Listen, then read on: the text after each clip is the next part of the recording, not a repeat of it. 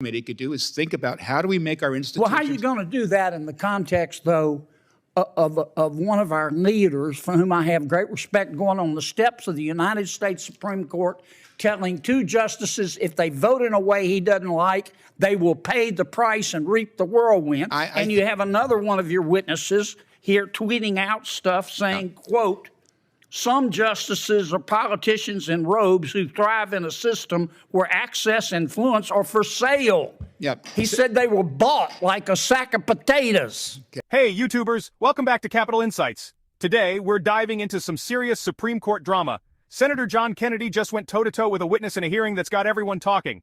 Buckle up, because we're about to break down the top 10 moments that'll make your jaw drop. We've got Senator Kennedy facing off against Mr. Payne from the Campaign Legal Center. Now, this isn't just any old hearing. We're talking about the integrity of the Supreme Court itself. Kennedy starts throwing some hard-hitting questions at Payne about his organization's website and his personal tweets. Things are getting heated, fast. Now, here's where it gets juicy. Kennedy pulls out a statement from Payne's website calling the Supreme Court a threat to our democracy. But wait, there's more. He then brings up a retweet suggesting some justices are basically politicians for sale. Can you believe it? Payne's trying to backpedal, but Kennedy's not letting up.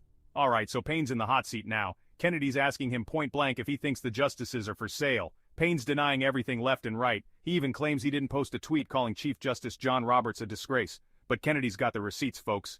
Just when you think it can't get any more intense, Kennedy shifts gears.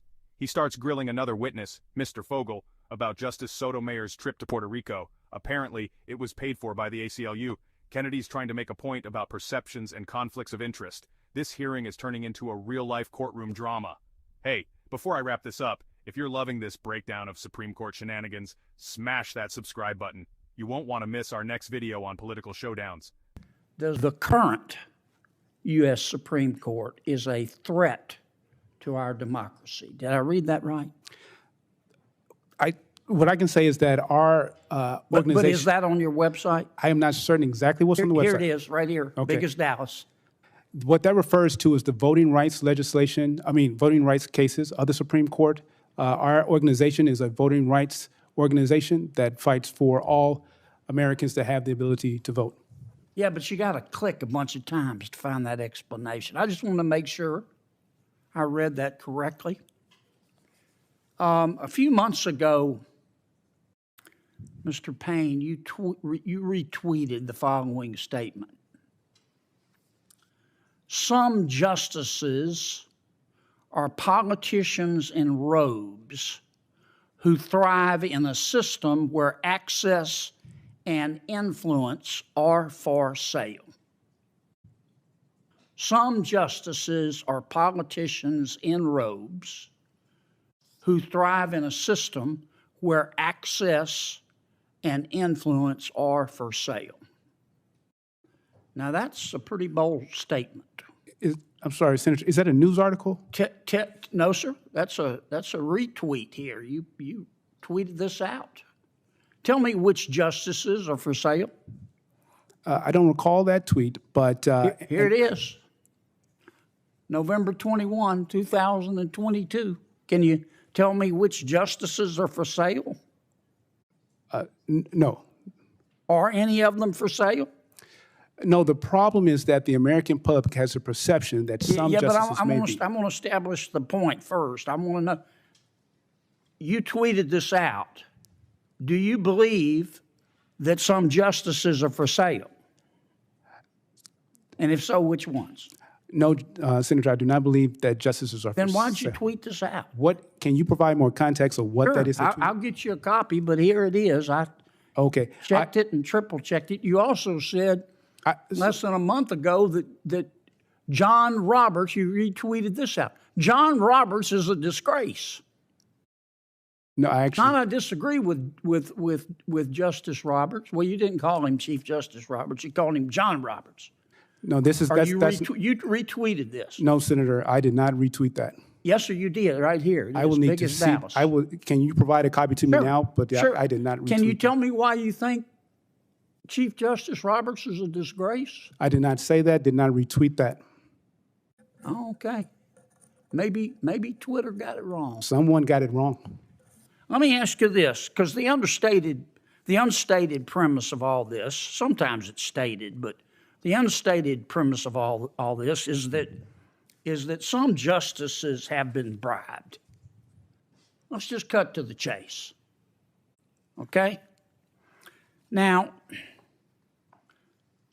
let me stay with you, Mr. Payne. Well, let me go to Mr. Fogel. I don't want to just pick on you, Mr. Payne. You can be looking up on Twitter where you said those things. On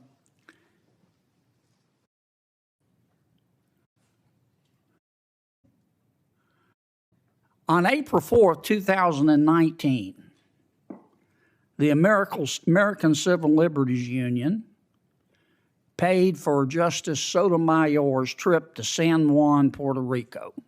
You ever been to San Juan, Mr. Fogel? Is it expensive? I keep forgetting. Well, it depends when you go. Yeah. How much you think it costs to go down there?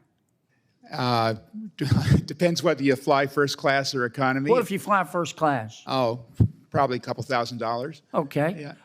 The ACLU, do they have cases in front of the Supreme Court? All the time. They do, all the time? Sure. Do you think the ACLU was trying to bribe Justice Sotomayor? No, sir, I don't. I don't either.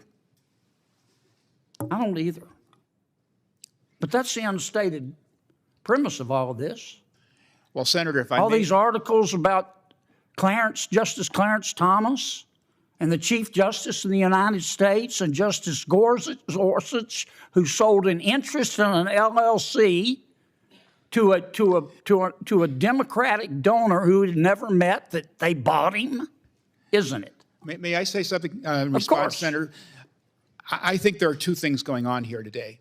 I think there is a political conflict, which is, as I said earlier, it's very intense. It's hyper-partisan.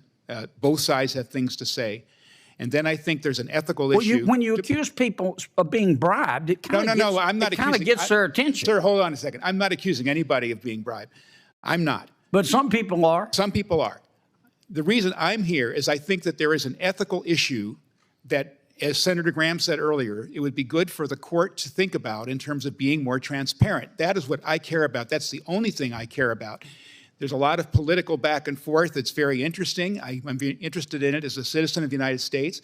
But I think the most useful thing that this or any other committee could do is think about how do we make our institutions... Well, how are you going to do that in the context, though, of one of our leaders, for whom I have great respect, going on the steps of the United States Supreme Court, telling two justices if they vote in a way he doesn't like, they will pay the price and reap the whirlwind. And you have another one of your witnesses here tweeting out stuff saying, quote, some justices are politicians in robes who thrive in a system where access and influence are for sale. Yep. He said they were bought like a sack of potatoes. Okay, I'm not... So there you have it, folks. 10 explosive moments from a hearing that's got everyone talking about Supreme Court ethics and transparency.